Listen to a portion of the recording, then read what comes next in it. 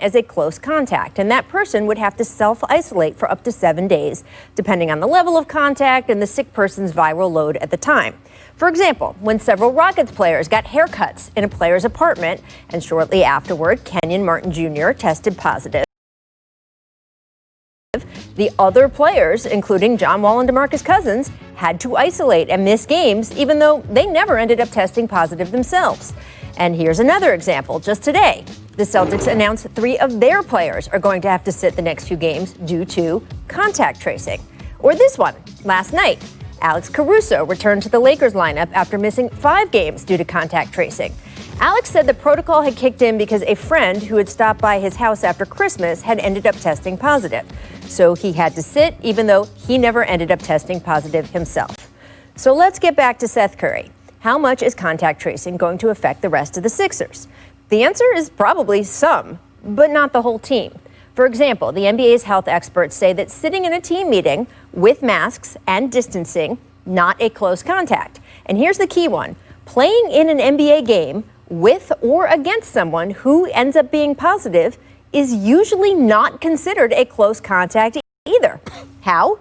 Well, league doctors look at the same second spectrum on-court tracking that scouts use. And so far, they've found it's extremely rare for any one player to be in close proximity to another player for a full 15 minutes, even just cumulatively over the course of a game. There are exceptions to that, of course, which is why they double-check that data, as well as practice facilities, security cameras, and the new tracking devices that players will be required to wear for team activities starting tomorrow. And they also, of course, check test results. Every NBA player and every staff member around them regularly gets daily testing, which means Seth Curry must have tested negative the day before yesterday. Otherwise, he wouldn't have been on the bench last night. And on game days, players get double tested. The first is a rapid test, which Curry presumably also passed yesterday morning. The second is another PCR test, which usually takes around 8 to 10 hours to come back.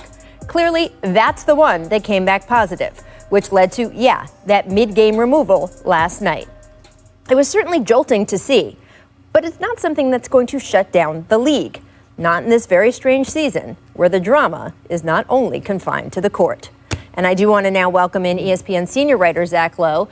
Zach, now that we're faced with the realities of playing professional basketball during a pandemic, do you think the league is going to be able to manage these types of situations without a huge impact on the schedule?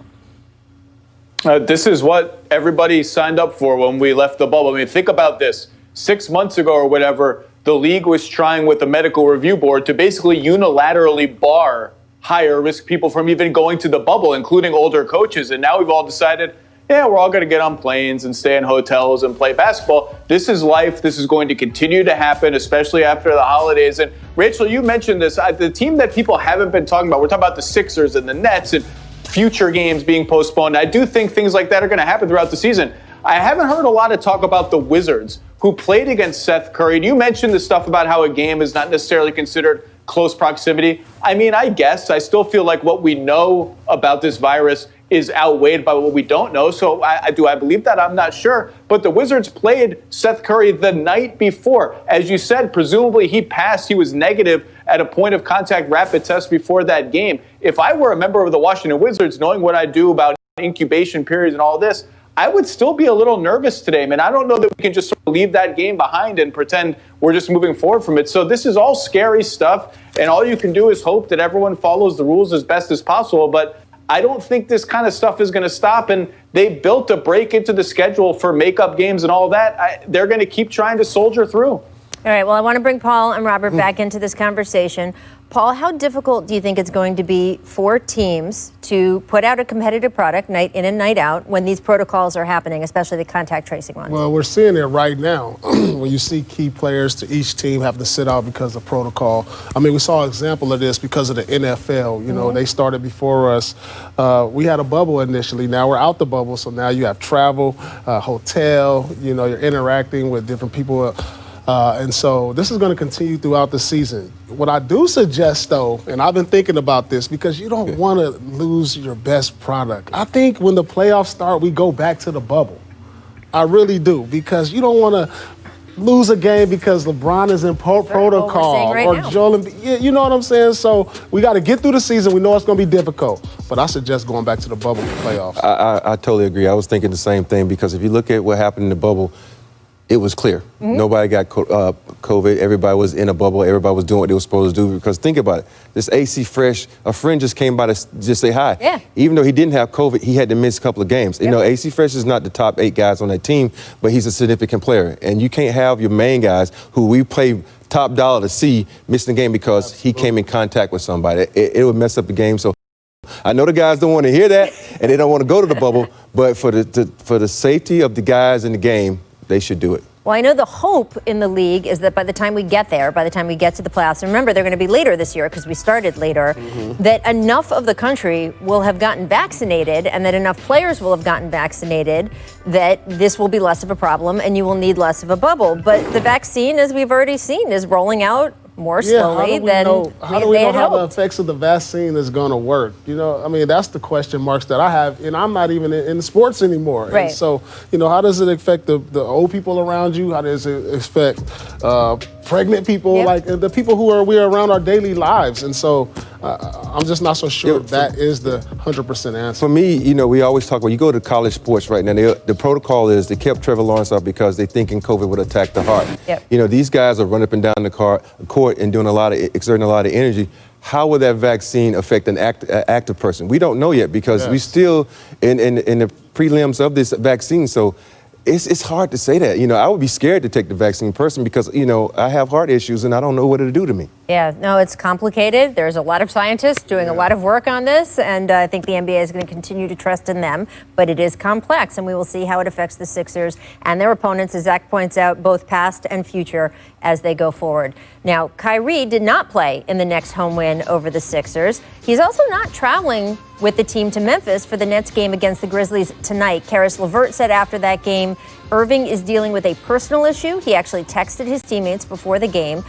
Robert, what is your reaction to this? As of last night, Steve Nash said he didn't have the information about what it was. See, for me, you have a responsibility to your teammates, to your coaches, and to the staff to let them know what's going on. I know a lot of stuff happened in the past couple of days that's led to a lot of unrest. We know how socially active Kyrie is, so I don't want to speculate to what it is, but I still think it's not about just texting your teammates. It's got to text everybody in that front office to let them know, because I look at it like this.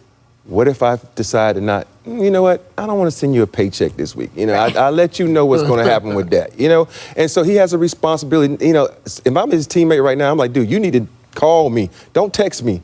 I want to hear it out your mouth why you're not showing up, because we depend on you. And you one of the leaders of our team. If you're going to sit out, we need to know why. Yeah, I mean, everybody's different, though. You know that, Rachel. I mean, some people open up to some people and some people don't. You know, I sometimes I go through things and I don't tell people, but, you know, I'm like, look, not right now, it's personal.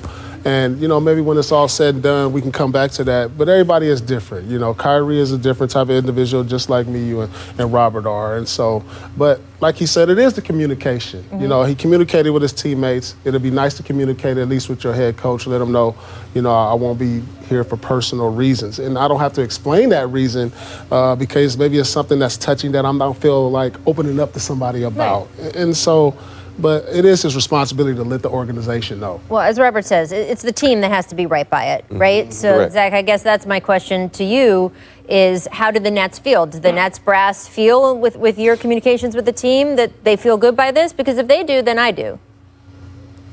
Yeah, I would defer to the Nets. And look, just one thing you're already hearing from players, coaches, people in the traveling parties is just like the bubble created a certain mental strain and anxiety for players and everybody there, this season will too. It's just different. I mean, the Spurs were just in their hotel rooms in Los Angeles for 4 days. Yeah, they're nice hotel rooms, 5-star hotels, all that. You're still stuck there for 4 days. People are scared. People are scared when they hear about positive tests. I don't know what it is. I don't know why Kyrie is not with the team. I don't think the Nets higher-ups know yet. And I think, you know what? So far, what I've heard is they're deferring to Kyrie, give him his space. When you say personal reasons, I think some people, just like Paul said, some people aren't comfortable revealing what those personal reasons are. Some people aren't comfortable kind of prying and saying, hey, what are your personal reasons? We need to know. People are pretty respectful of people's space and whatever space they need. And I think that's the tack that the Nets are taking now. Now, if this goes on for weeks and days or whatever, and they don't have an explanation,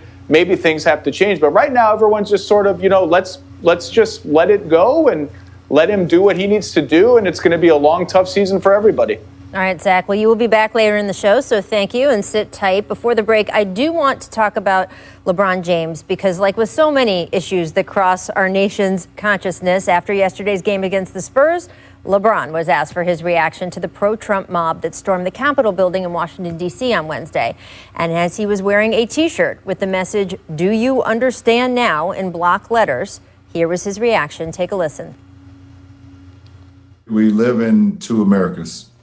And that was prime example